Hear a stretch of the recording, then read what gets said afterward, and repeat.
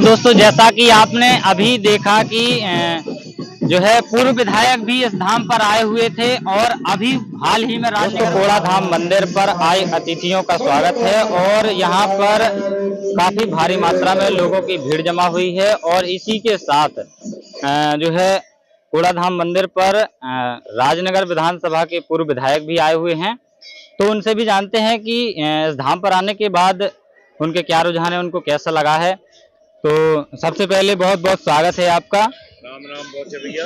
और मैं आपका बहुत बहुत स्वागत करता हूं अपने गांव में और इस कार्यक्रम में कि आप इस कार्यक्रम में पधारे। आपको कैसा लगा इस कार्यक्रम को देखकर गांव में आने के बाद? भैया बाहरपुरा ग्राम मेरी विधानसभा का ग्राम है और यहाँ से लगाव हमेशा मेरा लगा रहा है।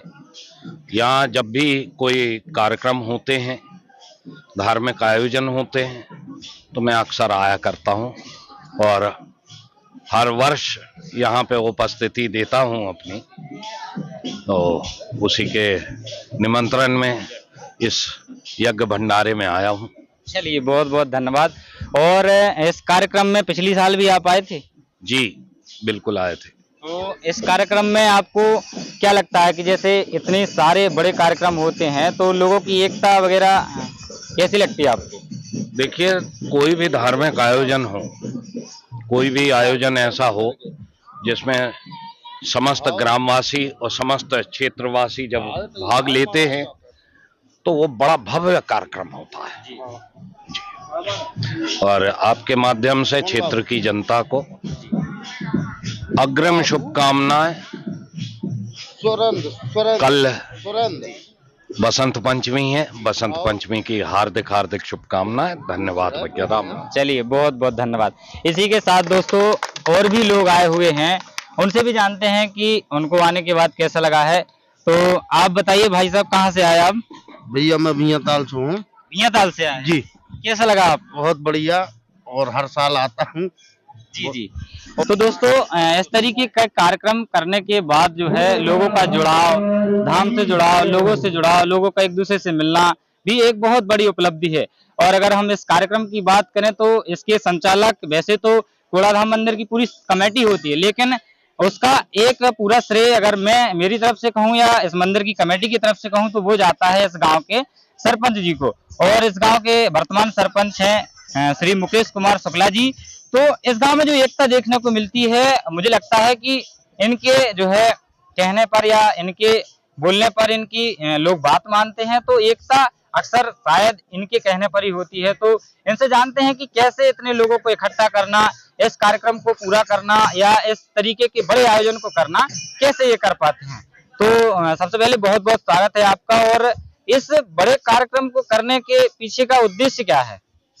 देखिए, हम लोग सनातनी हैं और ये हमारा पुराना स्थान है, सभी लोगों की आस्था से जुड़ा हुआ स्थान था कि छींट पड़ा हुआ स्थान था, उसका जीर्णोद्धार हुआ, प्राण प्रतिष्ठा भी की गई।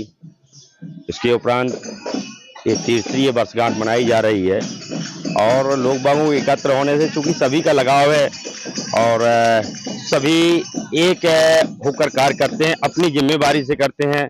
और चूंकि इसका श्रेय मुझे नहीं, चूंकि सभी क्षेत्रवासियों को एवं ग्रामवासियों को मिलना चाहिए और कोड़ा धाम सरकार की कृपा सब पर बरसे, यही मेरी कामना है।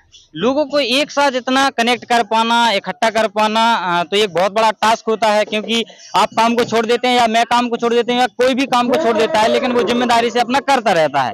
तो ये तो टास्क होता है, तो कैसे कर पाते हैं? देखिए, ये तो जब कार्यक्रम की बैठक हम लोग करते हैं तो कार्यक्रम की बैठक के उपरांत कार्यक्रम की शुरुआत करने के 2 से 3 दिन तक तो ये लगता है कार्य कैसे होगा। जैसे जैसे समय नजदीक आता जाता है वैसे लोग बागों में ऑटोमेटिक, युवाओं में, बुजुर्गों में उत्साह होता है। उत्साह बढ़ते हुए पता नहीं चलता रातों रात कब कैसे जुड़ के कब कैसे काम हो जाता है। ये सब अपने कोड़ा धाम सरकार की कृपा है, उन्हीं की कृपा से सबके आत्मिक मन बदल जाते हैं और सब एकत्र होकर काम करते हैं।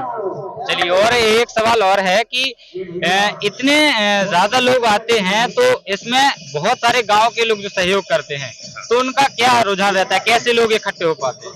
देखिए, क्योंकि धर्म से जुड़े हुए आस्था का काम है तो हम सब धर्म प्रेमी हैं।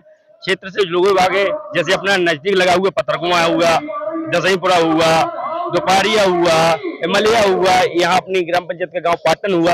एक्चुअली क्या है, यहाँ से लोग बाग सामूहिक एकत्र होकर प्रसाद बनाते हैं। प्रसाद चूंकि किसी पार्टियों से नहीं बनाया जाता कि खाना की पार्टी कर ली जाए फिर प्रसाद बनाया जाए, और सभी लोग अपनी अपनी कढ़ाई और अपनी अपनी बेलने वाली लेके और आते हैं और प्रसाद बनाते हैं। इस कार्यक्रम के पीछे कोई राजनीतिक प्रभाव तो नहीं है? नहीं, इसमें राजनीतिक प्रभाव को उद्देश्य कहीं उद्देश्य, धर्मनीति और राजनीति में धरती आसमान का अंतर माना जाता है। धर्मनीति है, राजनीति तो आज आई कल गई। जी बिल्कुल बिल्कुल, धर्म अलग है, राजनीति अलग है, ये दोनों ही विषय। जिस दिन मैं इस कार्यक्रम को राजनीति मुद्दा बना के कार्यक्रम करूंगा, उस दिन राजनीति नहीं कार्यक्रम फेल हो जाएगा। बिल्कुल बिल्कुल। और दोस्तों ये बहुत बढ़िया बात कही है सरपंच जी ने कि धर्म अलग विषय है और राजनीति अलग विषय है, तो ये चीजें जो है स्पष्ट देखने को मिलती हैं, तभी इतने बड़े कार्यक्रम को जो है पूरा किया जाता है और आयोजित किया जाता है। इसी के साथ हम बाहर के लोगों से भी जानते हैं कि कहाँ से लोग आए हैं और उनका क्या रुझान है, क्या योगदान है। तो आइए दोस्तों, और भी जैसा कि आपने अभी देखा कि जो है पूर्व विधायक भी इस धाम पर आए हुए थे और अभी हाल ही में राजनगर विधानसभा से वर्तमान विधायक भी इस धाम पर पधार चुके हैं। तो इनसे भी जानते हैं कि इनको कैसा लगा धाम पर, क्योंकि इस तरीके के अनुष्ठान जब होते हैं तो हजारों की संख्या में लोग आते हैं, और जब कोई बड़ी नेता आते हैं या कोई चीज आती है तो उनका भी एक अलग योगदान रहता है। तो बहुत बहुत स्वागत है आपका कि आप इस धाम पर आए हैं, और कैसा लगा आपको इस धाम पर आने के बाद? सबसे पहले तो मैं पूरे इस बार पूरा पंचायत के आसपास के क्षेत्र के लोगों को धन्यवाद देता हूं, बधाई देता हूं, शुभकामनाएं देता हूं कि इस कोड़ा धाम सरकार पर जो उन्होंने भागवत कथा का आयोजन किया, और आज भंडारा जो था, मैं देख रहा था जब रास्ते में आ रहा था, तो इतना बड़ा जन सैलाब, लोगों की आस्था जो कोड़ा धाम सरकार के प्रति है, जो क्षेत्र के लोगों ने मिलकर के क्षेत्र की सुख समृद्धि के लिए, शांति के लिए और क्षेत्र की उन्नति के लिए जो यहाँ पर लोगों ने जो एक कार्यक्रम किया है, मैं सभी को अपनी तरफ से बधाई देता हूँ, शुभकामनाएं देता हूँ, और ये भी कहता हूँ कि क्षेत्र के विकास के लिए जो भी मेरे से आप अपेक्षा करेंगे, पूरे मन से, पूरे मन योग से, पूरी ताकत से, क्योंकि वास्तव में कोड़ा धाम सरकार की ही कृपा है कि आज मैं यहाँ पर पहुँचा हूँ। इस गांव के लोगों का आशीर्वाद है, जिस कारण से मैं यहाँ पर, क्योंकि वास्तव में मैं एक सामान्य परिवार का लड़का हूँ, और आप लोगों के बीच में जो जिम्मेदारी मिली है तो पूरी ईमानदारी से, अभी हमारे सरपंच साहब राजू भाई साहब बैठे हैं, मुकेश भाई साहब भी बैठे हैं, तो यहाँ पर पंचायत में कल्पना से परे, कहाँ लोग 5-5 लाख के लोग समाज भवन मांगा करते थे, एक 25 लाख का समाज भवन हमारे इस गांव पंचायत में आया है। यहाँ की जो समाज भवन है, यहाँ की बाउंड्री है, अभी 5 लाख रुपए पाटन के लिए दी है।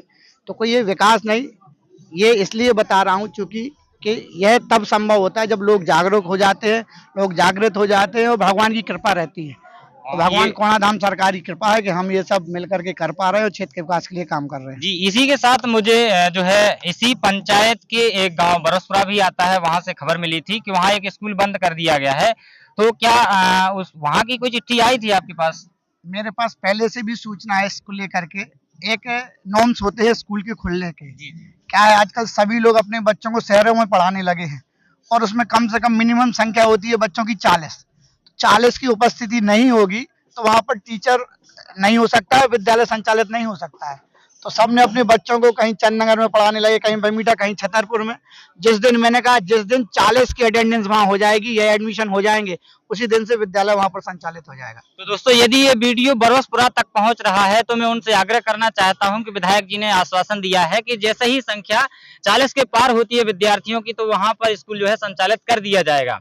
तो अब एक चीज और जान लेते हैं विधायक जी से, क्योंकि अब जो है पंचवर्षीय खत्म होने वाली है और 2027 में फिर से चुनाव है, तो इनकी क्या योजना है, क्योंकि इनका विधानसभा क्षेत्र ये आता है और ग्राम पंचायत एक बहुत बड़ा क्षेत्र है जिसमें 3 गांव आते हैं लगभग पाटन, बरबसपुरा और ग्राम बाहरपुरा, और तीनों जगह से बहुत बड़ा वोट बैंक होता है। तो आने वाले समय में 2027 में विधायक जी की क्या योजना है कि चुनाव में किस तरीके से क्या करेंगे, बताइए सर। अभी चुनाव के तो बहुत दिन है साहब, 3 साल है, भी 2 ही साल हुए हैं, लेकिन सरपंच जी के जरूर 1.5 साल बचे हैं, लेकिन कोई समय नहीं। ईश्वर जब तक मौका देगा, जनता जब तक मौका देगी। जी बिल्कुल, अभी 3 साल में जितना बन पड़ेगा कोई टारगेट लेकर के नहीं, जो जो जनता बताएगी उनके साथ कंधे से कंधा मिलाकर के क्षेत्र के विकास के लिए काम करेंगे। आप जैसे जैसे गांव-गांव जाते हैं तो लाइब्रेरी का उद्घाटन भी करते हैं, तो हमारे गांव में भी क्या कुछ ऐसी लाइब्रेरी आ सकती है? मैंने बताया ना कि जो जनता चाहेगी, जो मांग करेगी, हम पूरी ताकत से उनके लिए काम करेंगे।